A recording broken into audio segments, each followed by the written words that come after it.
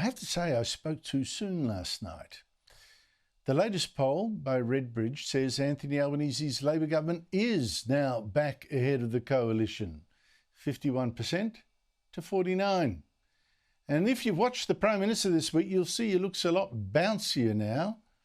And I have to say, when I heard Peter Dutton today, the opposition leader, say, my idea now is that I want to do a citizenship test change so that people coming in are going to be asked, do you think it's all right to abuse Jews because of their religion? I'm thinking, what is that? Who would say, yes, I think that's all right, knowing that if they got the answer wrong, they'd be denied citizenship? I mean, who would? I mean, this is just performance stuff, changes nothing. Anyway, joining me is the political panel, Cameron Milner, former Chief of Staff to Labor leader Bill Shorten, and now Director of GXO Strategies, and Michael Costa, former New South Wales Labor Treasurer. Cameron, what has happened to the Liberals where, you know, it seemed for a while every single poll, the Labor was going down and their vote was going up, and then they hit the lead and now they aren't in the lead? What's happened?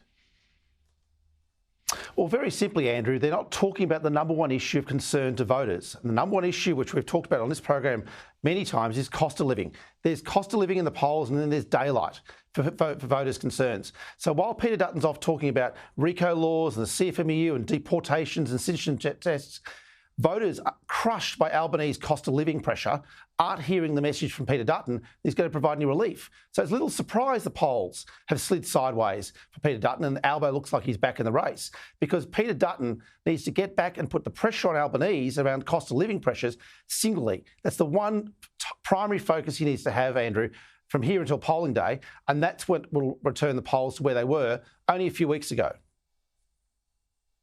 What's your take, Michael?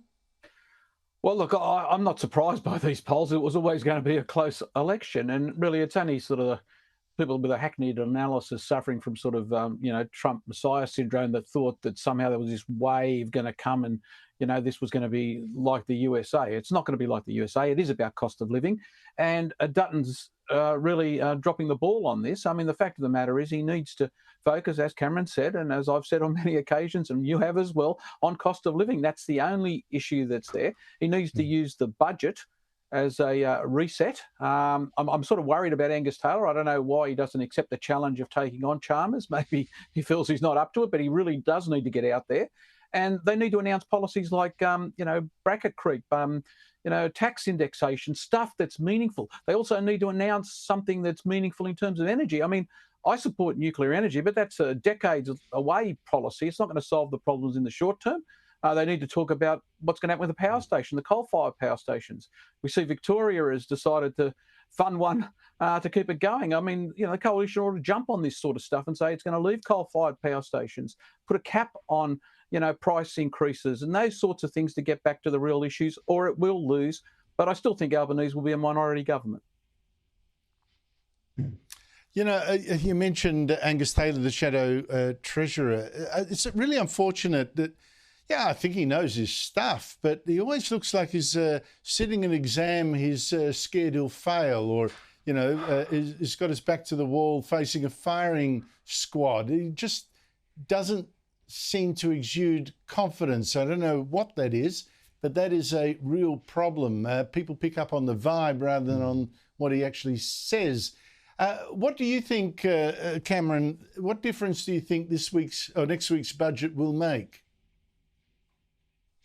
Look, I think the budget runs risks for government as well as risks for Dutton. The risk for government is it crystallises the inflation numbers and tells everyone that they're not getting an interest rate cut anytime soon, and inflation's potentially going to get worse in the second half of this year, which means there's no relief under Albanese for cost of living. The danger for Dutton, and to your point, is that Angus Taylor fronts a single press conference. Dutton has to take the lead on this. Dutton has to attack the budget around the cost of living, around the lived experience of the last 3 years, where people are worse off under Albanese, far worse off under Albanese after the last 3 years. It's lines like that that Dutton needs post-budget to attack, because I think we're going to go to the polls within days of this budget. Andrew? Michael, I also wonder whether one thing dragging down the Liberal vote by association, distance association, is the Donald Trump effect. I know a lot of fans of Donald Trump. There's a lot that he does that I'm fans of. I like the war on woke that he's doing. But I have to say that the vote for left-wing parties or left-wing governments that stand up to him around the world, they seem to be increasing. Canada's government suddenly, it looked like turkeys for Christmas, suddenly up in the polls. Keith Starmer up in the polls.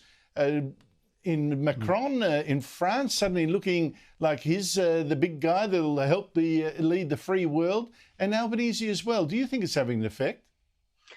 Look, I think it's probably having an effect in Canada because they're neighbours and they're going to be dramatically affected by what Trump's proposing in terms of tariffs. I mean, we're only marginally affected. I still think this is back to cost of living. And the problem is, this is where I agree and disagree with Cameron. You can talk about cost of living and you're worse off, than you were 3 years ago. But the bottom line is you need to have policy alternatives, and they have got no policy alternatives. Let's focus on tax indexation. Let's focus on things that are likely to make a difference on a practical basis immediately, and they're not doing that.